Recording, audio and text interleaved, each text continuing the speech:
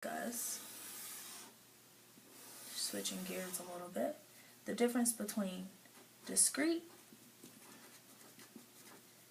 and continuous relations.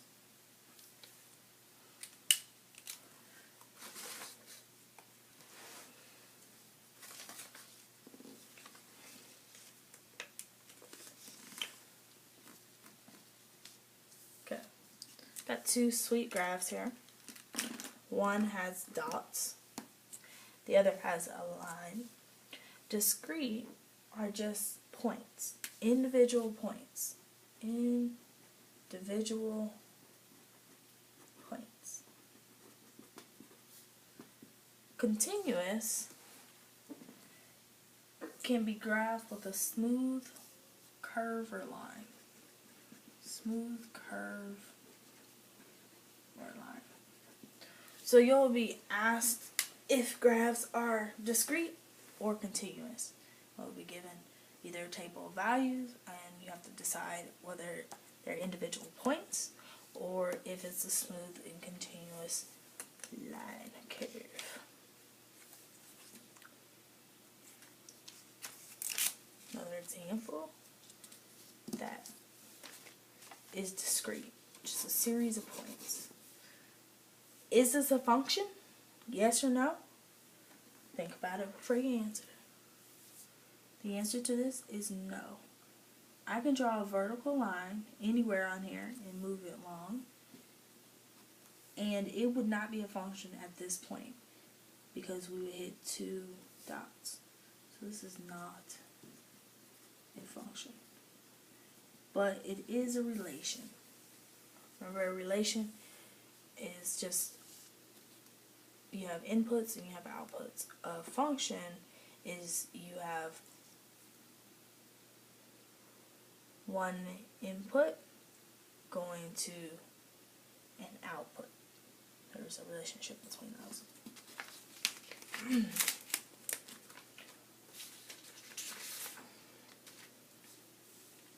Something else I need to talk about. Switching gears again. The difference between independent variables versus dependent variables. Independent variables versus dependent variables. The easiest way for me to put this is that our independent doesn't change. It stays the same. This would be our x values, also known as our domain, also known as our inputs. They stay the same. Now you can switch it up, but the function itself will stay the same. The x values don't change. That's confusing. The dependent variable, much easier to pick out. It's your y values. It's the range. It's the outputs. Now it's called a dependent variable because it depends on the x value.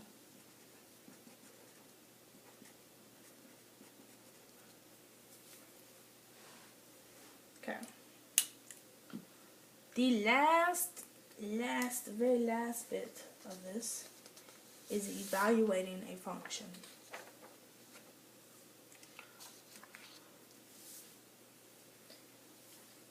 Keep losing the tape.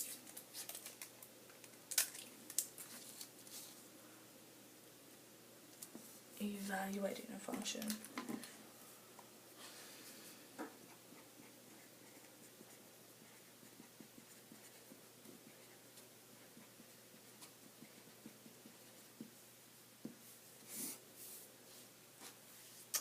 Given f of x equals 2x squared minus 8. Find the value for f of 6 and f of 2y.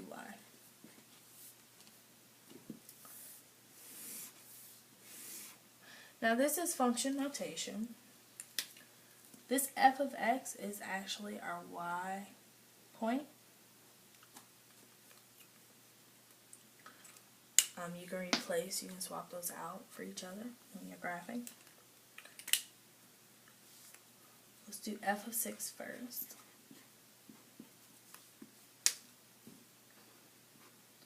So the idea is that this 6 represents our x value. So what we want to do is plug this 6 in for our x variable.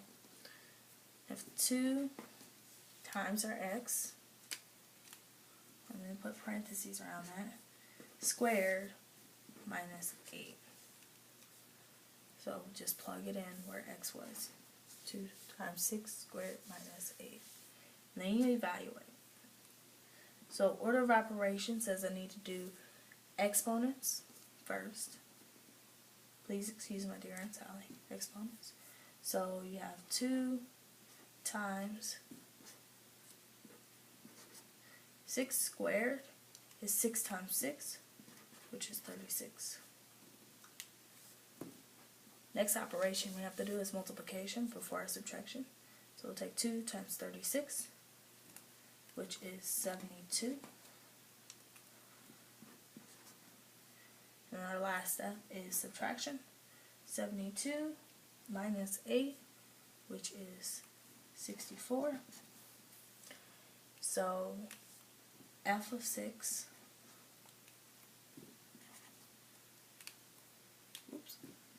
equals 64. Okay, next one. F of 2y. 2y. Same idea, we want to plug in this value 2y in for our x.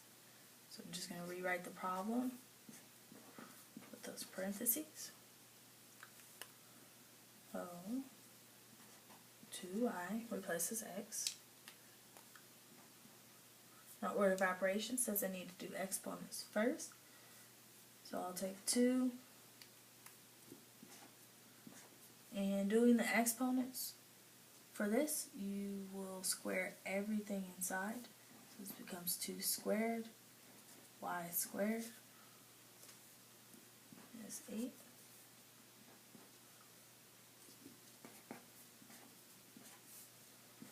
Well, 2 squared is 4. Y squared is just going to be y squared. You can't combine that anymore, so you just leave it be. Now order of operations says I need to do multiplication, so I'm going to take 2 times 4y squared. So that's going to give me 2 times 4 is 8 y squared minus. I cannot combine these because they are not like terms. This is a term with a variable to a power. This is just a constant, just a number. They have to be like terms, meaning having the same variable to the same power to combine them. So this is my final answer. F of 2y equals 8y squared minus 8. Okay, that is it. That is the lecture. Thank you for watching. If you have questions, please ask me. I would like you to summarize what you just saw. Write a paragraph or two. That's it.